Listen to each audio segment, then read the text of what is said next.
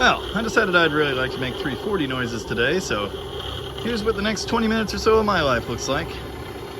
As my brother likes to say, I plucked some parts out of the garbage and we're gonna throw that on the car. And there's one completed assembly. Now I just have to do all that again. And that's 2 of them. Now, they're not exactly perfect or clinical, but pretty good. Got all the chunks off. Sprayed out the shafts as well, since they do oil the top end. And we're good to go. Problem, short-term solution. I looked at the cam card for this thing. It's actually not even 500 lift. So I think this will be fine. I think I'll just step down the rev limiter for the short term and it'll work. Should be okay. One added benefit I hadn't even thought about, as far as clearance is concerned anyway, is stepping down from these to stock 5/16 push rods. Of course, they're not as chunky, but again, I think it'll be fine in the short term. There are some push rods. I don't know that I can demonstrate it properly, but there is a technique for throwing these rockers in. Droop them all over here under the valve springs. Hose is in the way. Catch all the tips, roll them in. So easy. Then, check all the rods are in their sockets. Start all the bolts. You're gonna have to recheck those rods 3-4 times as you set this down because they can move around a bit. But just double check your work and you'll get it. I've never ruined one yet, but there's always today. As you're tightening these shafts down, you do want to go in stages, bolt by bolt, kind of crisscross back and forth because they will tend to bend, which you don't want. Now I've got them down and torqued to tight. I think the torque spec's only like 25 foot-pounds, but I do this by hand. Just don't reef them and bend your pipes. That's bad. And now I've eyeballed all the push rods. They look really well centered. Well, that guy's a little off. I have a handy starter button, so I'm now going to bump it over, make sure I got everything seated right and everything looks good. Then we'll move to the other side. Total transparency being what it is, I totally did forget to pre-oil the arms and push rods, so I went back and did that. And now,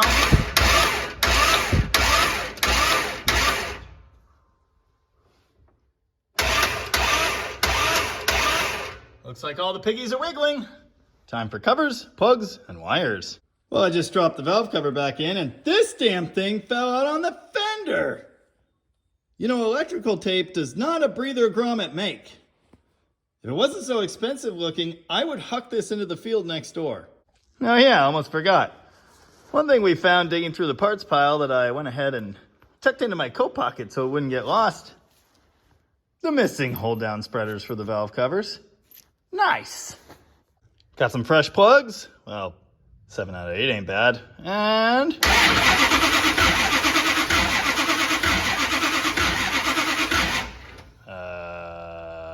what? Well,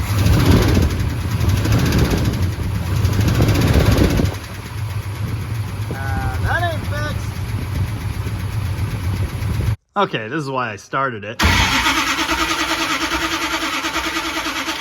Crank's even now, still makes noise. I'm gonna run it a little longer, see if it goes away. Okay, the noise is in the back, where the sticky rocker was, so I don't know if that lifter is just shot now, won't pump up, or what. It's gotten quieter, but it hasn't gone away yet. Oh, dang it. Missed wire hold downs on this side too. I gotta fix that.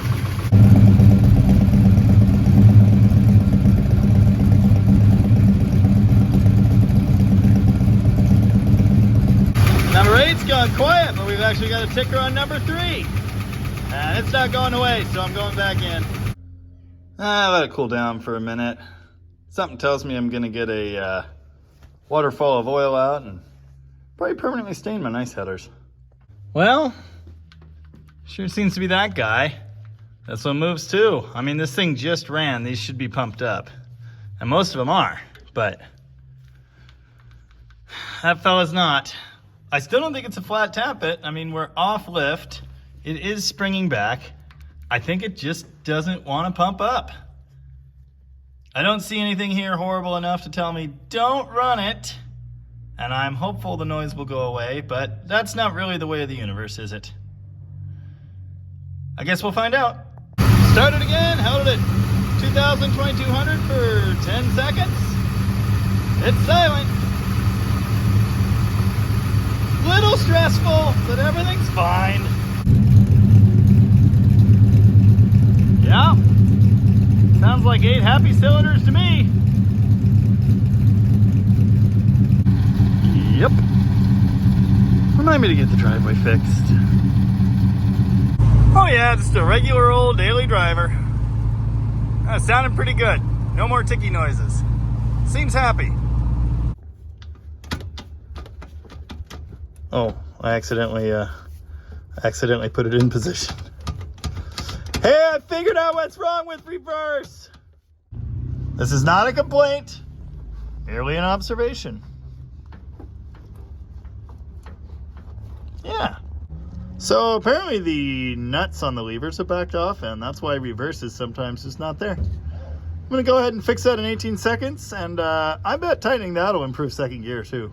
Just saying. Well, the distributor was just loose enough, and the timing was set at 58 degrees. That's too much.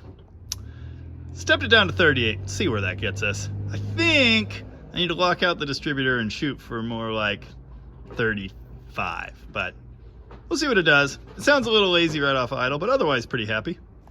Personally, I'd rather be a little lazy than put holes in the piston, so yeah.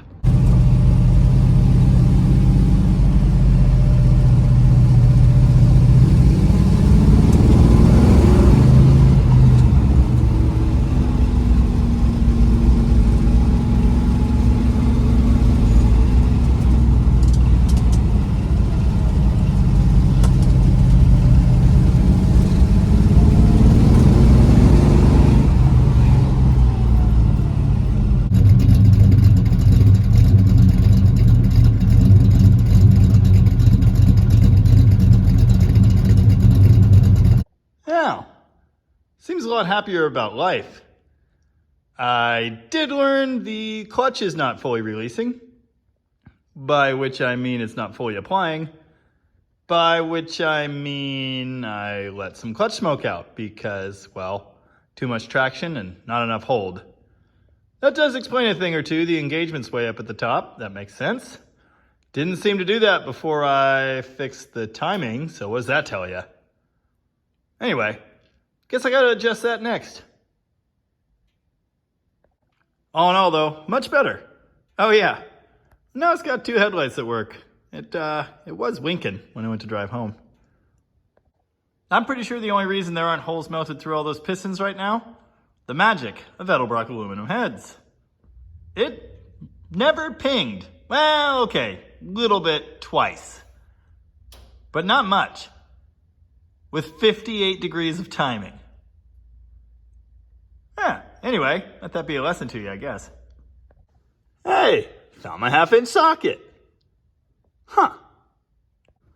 Well, hard to see around the header, but there is the clutch push rod adjustment. Completely tight, 100%.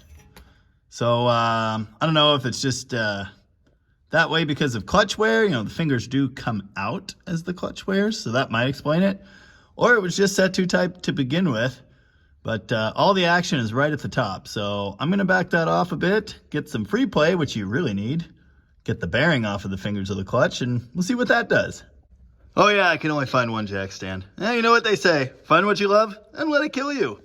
Sometimes when your clutch is adjusted too tight like this, you'll actually hear the fingers bottoming out when you go full in on the clutch. I don't have that on this car, which is interesting, but it's definitely too tight anyway. I do also want to say, while this car was driven hard on a drag strip early in its life, in the last many years, it's hardly been used, and the only driving it did do was to car shows. So, you know, most of these issues, probably minor, probably not even noticed, but kind of need to work through them now. If I want to use this thing how it's meant to be used, which I do. You know, these TTIs are fantastic headers. Lots of clearance for the ground. Not so much clearance for some other things. Here's how you adjust the clutch push rod nut. Yeah, a little tricky. Also, that jam nut was totally loose. I've backed it off some. I'm gonna back it off some more. Okay. You can see we do actually have some free play now. I went up and checked the pedal and, well, it's close. You know, the spec I think is an inch. It's definitely in the neighborhood. I think I'm gonna leave it here, see what it does. One thing I did notice, you know, I can pull the clutch back and that pulls the bearing away from the pressure plate. But it actually still sits there. This spring is not forceful enough to pull it away, so I might need to get a bigger spring there or double it up. Now, let it be known, I'm no drag racing expert. And other than fiddling with the dart a little bit, trying to get it set up to do this, I really haven't done it. What I'm trying to do now is make sure the parts on this car live long enough to make it to a drag strip. And then we'll go from there. Here's the clutch pedal free play now. I think it's about an inch. I also think it might be missing the rubber stop up there. Definitely feels like a clutch. It's not loose, but I think that's going to improve things. Hopefully it doesn't slip anymore, but we'll see. When I found the loose shift rods on the car last night, I figured that was going to fix all of the shifting problems and everything would be great. Unfortunately, it does still pop out of second gear on deceleration. So I guess we're still going to need this. We'll see how the clutch does now. We may well be replacing that at the same time. Hey, Valvetrain's nice and quiet today. You know what I do here, though? Exhaust leak. Good. Sounds good, though.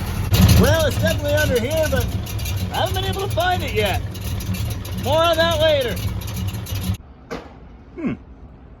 Gas pump just for you and me. Well, there's an interesting pair of cars. Small block and a 4-speed. Small block and a 4-speed, but missing some stuff. I'm a big fan of fastback roofs, and, well, the demon's close. Obviously longer nose on the B-body Charger. In fact, it's longer everywhere, but actually, not by much. Random cat, what are you doing? I have noticed. Oh, okay, sometimes it doesn't start as well now that I've taken timing out of it. I either need to limit the advance to about 10 degrees or maybe just lock it out altogether. Leaning toward the latter because, well, I think it's 18 degrees or nothing on the MSD. Those are the only options, I'm pretty sure. Hey now, this is pro-level advice. You know, this is good stuff. You won't get this anywhere. Keep salsa out of your nasal passageways. It's uncomfortable. Well, what is this now?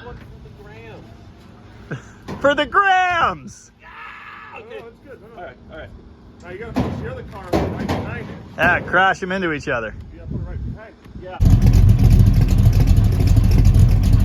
You know, someday I might get tired of this. Today is not that day. Pretty sure I just lost accelerator pump fuel. Why? Well, that was weird, but even weirder, it's back. Now I don't know what to think. Ignition? Something weird.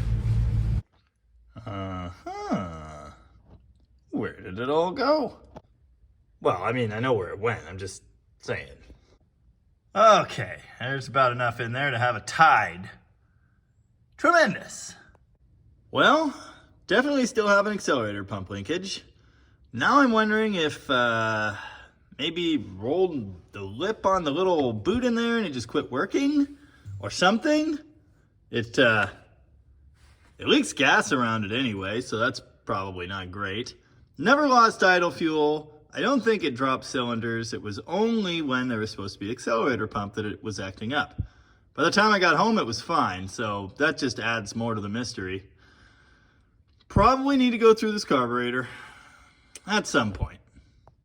Oh, also this thing has the old choke delete, which is fine, but there's actually another way of doing it. You just loosen the screws and twist that to hold the choke open. On the other hand, I have everything here to have a choke that works, so why not do that? This isn't the end of the world or anything. One thing missing on this car is the fender tag. I do wish it was here. I'm considering having a reproduction made. Just because, you know? Unfortunately, to make a reproduction fender tag, they would probably want to see a build sheet. And rather inconveniently, the LA plant was not in the habit of leaving those. So, no luck. Yep, suppose I'll grab an Edelbrock rebuild kit and get into that filter at the same time. Just double check that. And while I'm at it, pull the thermostat housing, reseal that, delete that cover, and put a normal brand new hose on it. That's the plan. Yeah, luckily it's low enough now I probably won't have to drain anything. Oh yeah, wasn't I building a charger? What happened to that?